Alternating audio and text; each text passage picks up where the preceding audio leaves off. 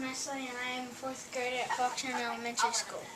This is Laura Wilkins from Dr. Reynolds' dentist office. Thank you for letting us interview you today to find out more about your career as a dental hygienist assistant. Sure. It's nice to meet you, Jessie. Do you have any questions? What are your responsibilities? First thing we do is we seat the patient and we ask them a couple questions, which I'm going to go ahead. We've had a patient that agrees to let you watch today, so I'm going to go ahead and get started with him, okay? Is anything hurting or bothering you at all today, Kenny? He's our silly patient, too. Just, No, ma'am. you know. Any changes in your health? My back hurts. Anything in your mouth hurting today? No, ma'am. Okay. Any changes in your health or medications? No, ma'am. Okay. No new surgeries, nothing's crazy. No, ma'am. All right, awesome. So Kenny's good. First thing we do is we ask them if they have anything that's bothering them. And then we ask them if they had any medical changes like a heart attack or a stroke, or they need medications that we need to know about, so we don't do anything that we don't know about here. Or if they have something happens to them in the chair, then we know how to treat them right, okay? And then usually if they're due x-rays, the next thing we'll do is take x-rays. But Kenny's not due x-rays today, okay? So the hygienist, Shannon's going to come in. We're going to get his teeth cleaned up, make sure he doesn't have anything going on, and I do all the charting. I'll ask him lots of questions through his visit, and then we get it all done and we reschedule another appointment and he comes back. Okay? So let me get his chart because this is not the right one. How are you? I'm good. Hello, how are you? I'm Shannon. How is having good character important in your job? That's really- Do you wear a mask when you work on patients? Yes, we always wear a mask when we work. Used to not do that. Miss Shannon can tell you more about that there, but nowadays we absolutely have to wear a mask every time we work on a patient. And that's to protect them and us. Okay? We don't want to give them germs and we don't want to get theirs. And when the mouth's open, stuff just goes everywhere. You don't even see it, but it's there. So we have to wear a mask. When I went to school, we didn't wear masks or gloves. That was a long, long time ago. Yeah, they didn't wear a mask or gloves then, but now we do. You have any other questions? How is having good character important in your job? It's really important, isn't it? Because you have to be able to be kind and be nice to all the patients. You do have to be gentle to the patients. That's what Miss Shannon has to do. And you work with others all the time, and you meet so many new people coming in the door. You have to have good character. You have to have good values and morals. That's a real important part of having a job.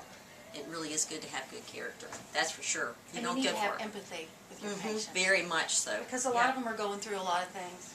And you just can't judge what they're going through. You just have to, when we listen to them, we talk to them, we have a great time. But everybody has something different that they're going through. That's true. Every single day, even us. But yeah, it's really important. Very important. Especially when you're working with lots and lots of people.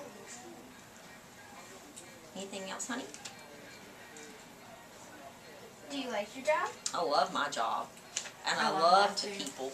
And I love working with Shannon. We've worked together for a long time, but we get to see all these great people every day, and it's a lot of fun, and we get to see different things, and sometimes we see really interesting things on x-rays, and it's like, wow, look at that.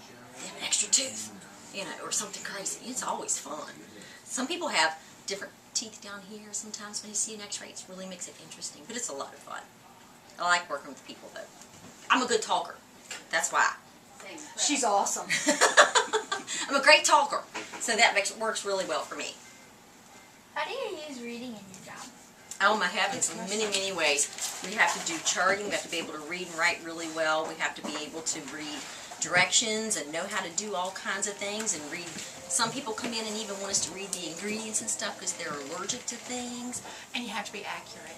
Because Yes, you do. if you don't read it properly and get it right, you can mess up the Yeah, patient. you have to really That would know, not and be there's good. different surfaces of the tooth, so you have to know which each one of them are. And if Dr. Mellon says he's going to do something to the distal of the tooth, that's the back of the tooth, well, if you couldn't read, you wouldn't even know what that was.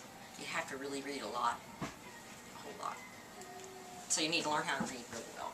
It's important in everything. I wouldn't be able to read to see what Kenny had done to him before. Like if I couldn't read this chart, I wouldn't know that he was in and had a filling done. And I wouldn't know even to ask him how he was doing, or if his crown was good, or his tooth was good. You have to be able to read all that. Is that crown good, Kenny? It's a crown. Is it good?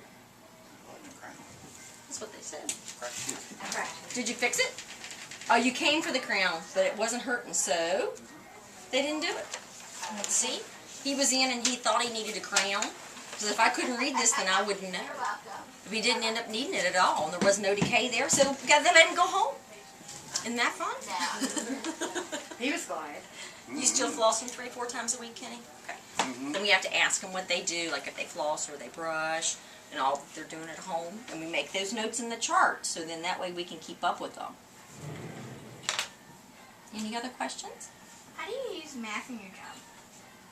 Oh, all the time. Kenny says adding up the Teeth, money. our teeth are numbered. Baby teeth are lettered, A, B, C, D, E, and permanent teeth are numbered. So it tells you exactly where to go in the mouth to do something specifically.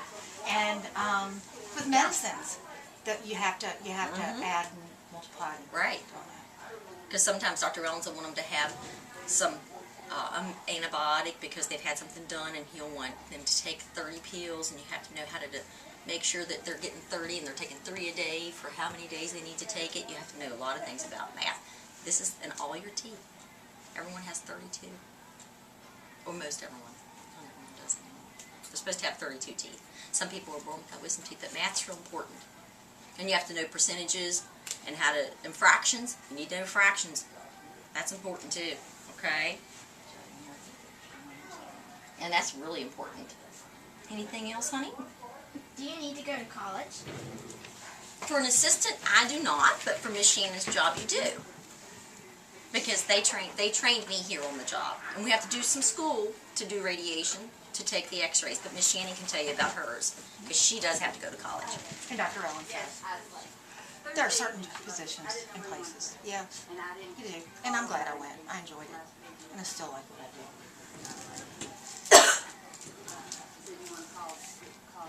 Anything else, honey? Have you ever had anyone's teeth fall out? Not by what we're doing. Yeah. However. Yeah. Dr. Rollins may have that happen.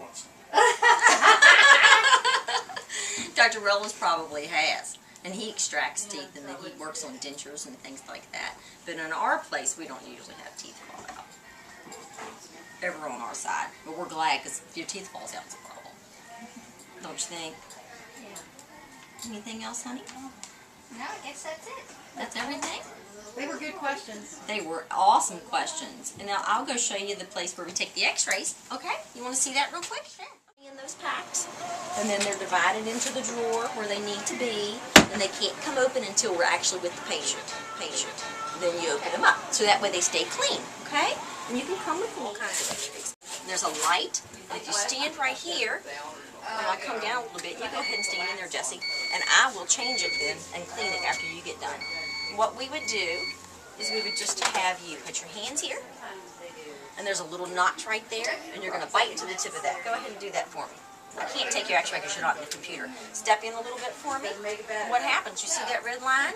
That's in the center of your nose, and that's exactly where it's supposed to be. And then these things come down, and then the sides come in like this here.